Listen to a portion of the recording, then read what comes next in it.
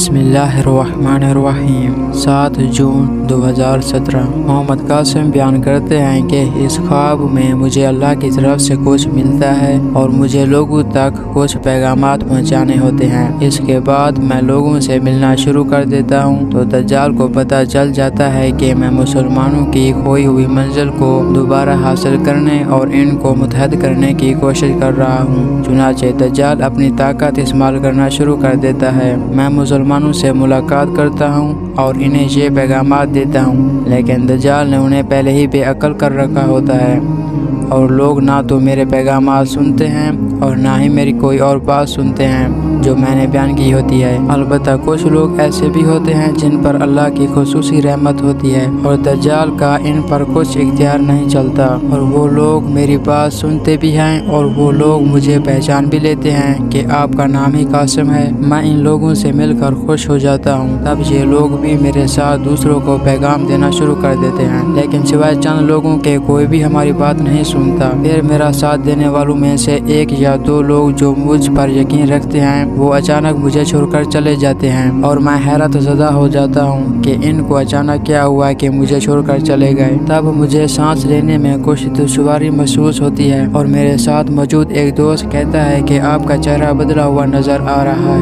میں حیران ہو جاتا ہوں اور آئینے میں دیکھتا ہوں تو مجھے اپنے چہرے پر ماسک چڑھا ہوا نظر آتا ہے، اور میں کہتا ہوں کہ اسی وجہ سے مجھے سانس لینے میں دشواری ہو رہی تھی، اور جو لوگ مجھے چھوڑ کر چلے گئے وہ اسی لیے مجھے چھوڑ کر چلے گئے کیونکہ وہ اس ماسک کی وجہ سے مجھے پہچان نہیں سکے۔ میرا دوست کہتا ہے کہ یہ یقینی طور پر دجال کا کام ہے تاکہ جو لوگ آپ پر یقین رکھتے ہیں وہ آپ کو چھوڑ دیں۔ پھر میں ماسک اتارتا ہوں اور کہتا ہوں کہ دجال ابھی پوری طاقت میں نہیں آئے اور پھر بھی وہ اتنا طاقتور ہے، جب اسے پوری طاقت ملے گی تب وہ کتنا خطرناک ہوگا۔ پھر ہم کچھ بڑے لوگوں تک پہنچنے کا فیصلہ کرتے ہیں، لیکن ہمارے ان تک پہنچنے سے پہلے دجال انہیں بہرا، گونگا اور اندھا بنا دیتا ہے، اور وہ کچھ بھی سوچنے یا سمجھنے سے قاصر ہو جاتے ہیں، جیسے وہ کوما میں ہوں۔ میں واقعی حیران ہو جاتا ہوں کہ دجال اتنا مضبوط کیوں ہے۔ اسے کیسے پتہ چلتا ہے کہ ہم ان جگہوں پر جا رہے ہیں اور ان لوگوں پر جادو کر دیتا ہے۔ میں اپنے ساتھ بیٹھے تمام لوگوں سے کہتا ہوں کہ دجال ہمارے پیچھے ہے، لیکن میرے پاس بھی ایسا کچھ ہے جو مجھے اللہ نے دیا ہے، اور یہ بھی کہ دجال اپنی پوری طاقت میں نہیں ہے، لہٰذا وہ ہمارے سامنے نہیں آئے گا، لیکن وہ ابھی صرف اتنا کر سکتا ہے کہ اپنے جادو سے ہم پر پیچھے سے حملہ کرے۔ لہٰذا آپ سب متحد رہیں اور خاتم النبیین محمد صلی اللہ علیہ وسلم کی تمام نصیحتوں پر عمل کریں جو ہمیں دجال کے فتنوں سے محفوظ رکھے۔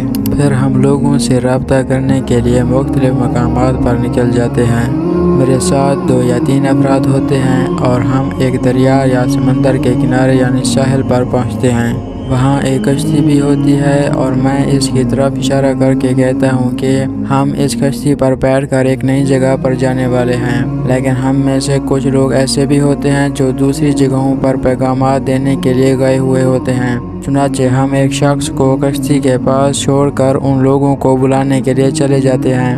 ہم ان لوگوں کو اپنے پاس واپس لے آتے ہیں اور وہ شخص جس کو کشتی کے پاس چھوڑ کر گئے ہوتے ہیں وہ کیچڑ میں اپنی ٹانگ رکھ کے بیٹھا ہوتا ہے۔ ہمیں دیکھ کر وہ اپنی ٹانگیں کیچڑ سے باہر نکالتا ہے اور چینک اٹھتا ہے۔ اس کے پاؤں گھٹنوں تک جل چکے ہوتے ہیں، جیسے کسی نے ان پر تیزاب پھینک دیا ہو۔ ہم اسے دیکھ کر پریشان ہو جاتے ہیں کہ اسے کیا ہوا ہے۔ میں اس سے کہتا ہوں کہ تم کیچڑ کے پانی میں ٹانگ رکھ کر کیوں بیٹھے تھے؟ میں نے کہا تھا نا کہ دجال ہمارے پیچھے ہے اور وہ کوئی موقع نہیں گوائے گا۔ وہ شخص جس کی ٹانگیں جل گئی ہوتی ہیں اب وہ چل نہیں سکتا، تو دوسرے لوگ اسے اٹھا کر کشتی میں ڈال دیتے ہیں۔ پھر میں ایک بار پھر واپس جاتا ہوں اور بڑے لوگوں کی طرف دیکھتا ہوں اور کہتا ہوں کہ یہ لوگ کب جاگیں گے، کب تک یہ اسی حال میں زندہ رہیں گے؟ یہ لوگ تب ہی مجھ پر یقین کریں گے جب یہ بیدار ہوں گے، اور اسی وقت ان کے پیروکار بھی مجھ پر یقین کریں گے، لیکن یہ سب کب ہوگا؟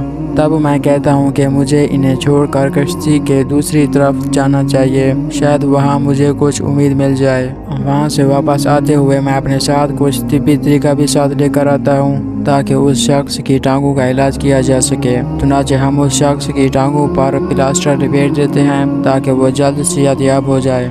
फिर हम में से एक शख्स पूछता है कि हम इस कश्ती पर कहाँ जाएंगे। मैं कहता हूँ कि जहाँ हम जा रहे हैं हमें उम्मीद है कि शायद वहाँ कुछ मिल जाए। यहाँ तो हमने कोशिश की लेकिन कुछ नहीं हुआ। जब हम कश्ती पर बैठकर जाने के लिए तैयार हो जाते हैं तो हम कुछ ऐसे लोगों को देखते हैं कि जिनको देखकर लगता है कि जैसे वो किसी जंगी इलाके से फरार होकर आए हों। हम उनसे पूछते हैं कि आप सब कौन हैं। वो कहते हैं कि जिस जगह हम रह रहे थे उस जगह अचानक जंग शुरू हो गई है और हमारे घर बुरी तरह तबाह हो गए हैं। हम बड़ी मुश्किल से जान बचाकर यहाँ पहुँच सके हैं। मैं कहता हूँ कि वहाँ ऐसा क्या हुआ कि तुम्हारे तमाम घर तबाह हो गए और तुम लोग हिजरत करने पर मजबूर हो गए। मैं अपने दोस्तों से कहता हूँ कि आइए पहले इन्हें एक महफूज जगह पर ले जाते हैं और फिर हम अपने सफ़र पर चलेंगे। उन्हें महफूज जगह पर ले जाने के बाद हम अपने सफ़र पर रवाना होते हैं और हम एक ऐसी जगह पर पहुँचते हैं जहाँ एक बहुत ही बड़ा किला नुमा मकान होता है जिसमें बहुत ऊंची दीवारें होती हैं। इसे देखने के बाद मैं कहता हूँ कि ये वो जगह है जहाँ मैं जाना चाहता था। मैं लोगों से कहता हूँ कि यहाँ एक बहुत बड़ा दरवाज़ा है जिसे हम महल में दाखिल होने के लिए खोलेंगे। फिर हम वो दरवाज़ा तलाश करते हैं लेकिन हम उसे तलाश नहीं कर पाते। मैं हैरत ज़दा होता हूँ कि महल तो सही है लेकिन हमें दरवाज़ा क्यों नहीं मिल रहा। फिर मैं एक सतून देखता हूँ और कहता हूँ कि दरवाज़ा करीब था लेकिन मैं इसे क्यों नहीं देख सका। जब हम सतून से थोड़ा और आगे जाते हैं तो हम दरवाज़ा देख पाते हैं लेकिन जब मैं थोड़ा सा पीछे होता हूँ तो वो दरवाज़ा फिर गायब हो जाता है। एक शख्स कहता है कि शायद दज्जाल को इस दरवाजे के बारे में मालूम था और उसने अपने जादू से इस दरवाजे को छुपा लिया है ताकि इस दरवाजे को दूर से कोई देख ना सके। मैं कहता हूँ कि हाँ यही वजह हो सकती है। दरमियान में जादू की एक दीवार थी जिसने दरवाजे को छुपा रखा था और जब मैंने दूर से देखा तो मैं सिर्फ दीवार ही देख सकता था लेकिन जब मैं करीब आया तब मुझे दरवाज़ा नजर आना शुरू हो गया था। एक शख्स कहता है कि ये दरवाज़ा कैसे खुलेगा। मैं दरवाजे के करीब जाता हूँ लेकिन ये नहीं खुलता। मैं दरवाजे की तरफ देखता हूँ और कहता हूँ कि शायद दज्जाल ने इसे अपने कंट्रोल में ले रखा है वरना ये दरवाज़ा यकीनन मेरे आने पर ही खुल जाता। फिर मैं वो चीज़ निकाल लेता हूँ जो अल्लाह ने मुझे दी होती है। ये एक साफ पानी होता है। मैं उसे इस दरवाजे पर डाल देता हूँ तो दरवाज़ा खुलने लगता है। मैं अपने साथ मौजूद लोगों से कहता हूँ कि इस दरवाजे के 6 दर्जे हैं। इस खालिश पानी को दरवाजे पर डालने से ये अपग्रेड होने लगा है और ये 10 दर्जे तक बढ़ जाएगा और फिर ये दज्जाल के कंट्रोल से आज़ाद हो जाएगा और फिर ये खुल जाएगा। एक शख्स पूछता है कि इस दरवाजे को अपग्रेड होने में कितना वक्त लगेगा। मैं कहता हूँ कि अल्लाह बेहतर जानता है। अब मेरे पास इस दरवाजे के करीब से एक खुफिया रास्ता है जहाँ से हम महल के अंदर झांक सकते हैं लेकिन हम वहाँ से अंदर दाखिल नहीं हो सकते हैं और अगर हम किसी को अंदर देखेंगे तो हम उसे इस बात पर राजी करेंगे कि वो हमारी मदद करे। जब हम खुफिया रास्ते से अंदर चले जाते हैं तो महल लावारिस और अंधेरों से भरा हुआ होता है और ऐसा लगता है कि जैसे यहाँ कोई सदियों से नहीं आया। इसे लावारिस देखकर मैं बहुत अफसुर्दा होता हूँ। मैं दरवाजे की तरफ देखता हूँ और वो अपग्रेड हो रहा होता है और हम सिर्फ इस वक्त अंदर जा सकते थे जब ये खुल जाता।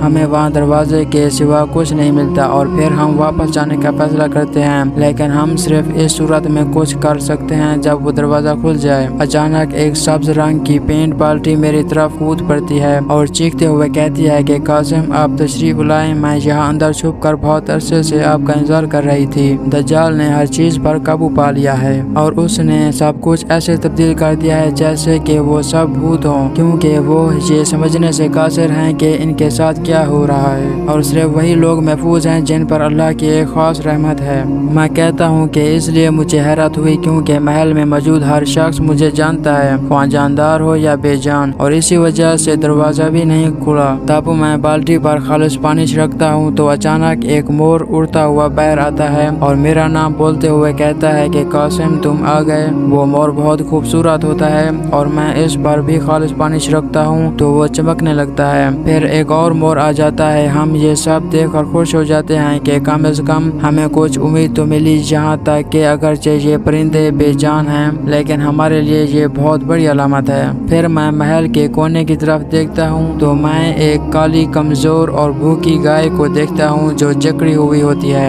इसका चेहरा बहुत ही अजीब और खौफनाक होता है और मुझे ऐसा लगता है जैसे दज्जाल इसे इस हालत में लाया है। जब मैं इसकी भयानक آنکھوں میں دیکھتا ہوں تو مجھے لگتا ہے کہ دجال اس محل میں موجود ہے اور وہ مجھے اس گائے کی نظروں سے دیکھ رہا ہے۔ یہ خواب ختم ہو جاتا ہے۔